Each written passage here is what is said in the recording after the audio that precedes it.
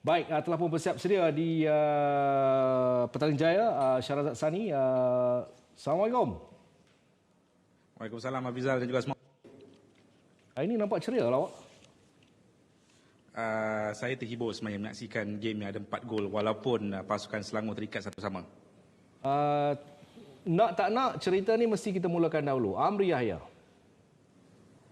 Ya, pemain sangat luar biasa. Saya tak faham kenapa dia dikeluarkan pada separuh masa kedua. Mungkin kita akan dapat jawapan nanti apabila Ketua Jurulatih Sabah hadir untuk sidang media. Tapi apa saya boleh katakan, perlawanan yang cukup epik.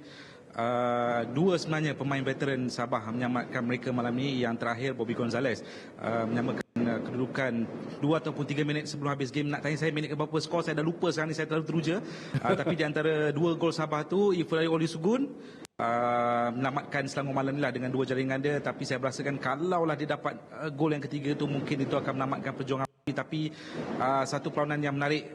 Saya sudah saksikan Selangor bermain 4 kali secara live musim ni. Dan ini yang saya rasakan paling terhibur lah walaupun seri. Satu pemain terbaik untuk Selangor, satu pemain terbaik untuk pasukan Sabah. Selangor saya rasa Karul Azan Khalid goalkeeper. Kalau tak ada dia, saya rasa Selangor dah bocor banyak kali. Untuk Sabah begitu ramai lah, tapi Amri Yahya lah. Kalau kata tak ada dia, tak ada impact dia pada gol, mungkin Sabah FC tidak begitu bersemangat malam ni. Dan itu yang saya boleh putuskan, dua pemain itulah yang meniti di bibir saya malam ni ataupun ada di bawah fikiran saya. Okey, dua perkara penting membabitkan kedua pasukan ini.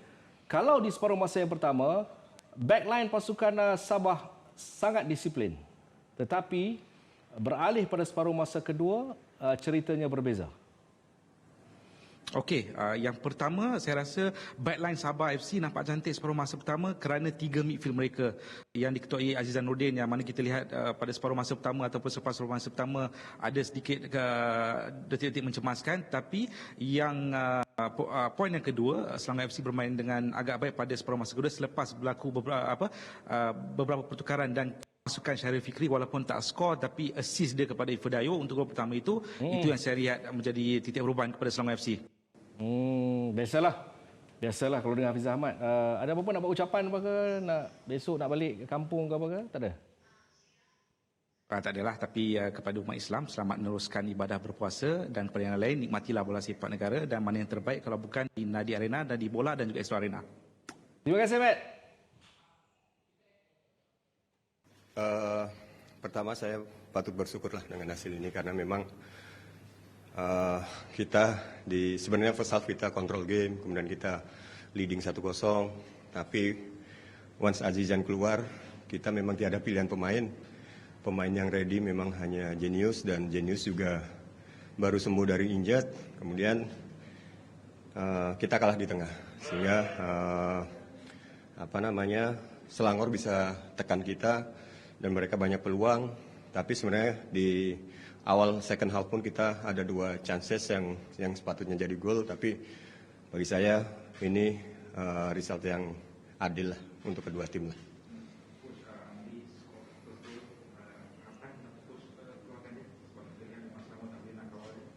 Bukan, jadi saya respect sekali dengan Amri ini ya, karena dari last game kita sudah bicara, kita katakan bahwa ini kesempatan kamu untuk menunjukkan siapa diri kamu yang sebenarnya, dan Amri pun berjanji akan main all out dan dia buktikan skor gol. Tapi memang sayangnya dia injured, jadi mau tidak mau tiada pilihan, terpaksa kita tukar karena nampak sekali dia paksakan main di first half tadi. Bagaimana dia defend pun jadi agak lamban karena injured itu. Ya, jadi buat saya 45 menit yang dia mainkan luar biasa.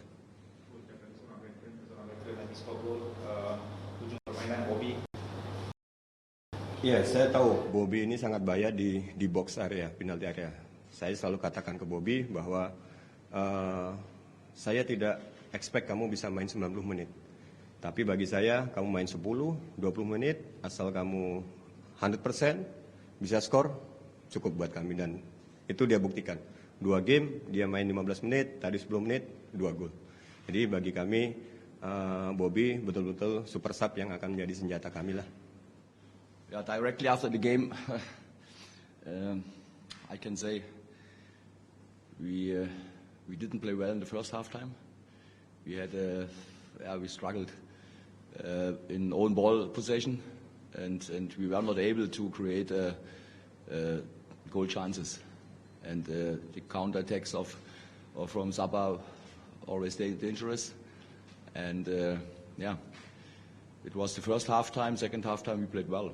No question. We played well. We had a lot of goal chances.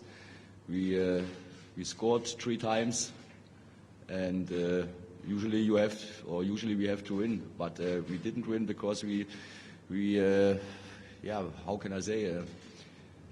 A corner kick, you have to defend a corner kick, and it's the second last week against Melaka we get a goal after corner kick. Today we get a goal after corner kick, but I don't want to talk too much for negative things, because the second half time was for me very, very well, and we should win the game, but we didn't, and now we cannot change it anymore. Yeah, we scored three goals. For me, no question, but it's not my task to talk about the guys. They have to decide it. Of course, it's a goal. It's an advantage for us. I don't know why he whistled. I don't know, but we had other opportunities to score, clear 100% opportunities to score goal bar once, and and then after the game it's only important the result, and then we have to talk about the result, but I have to think about also of our performance, and I can repeat, first half time not good, second half time I was quite content with the performance of the players.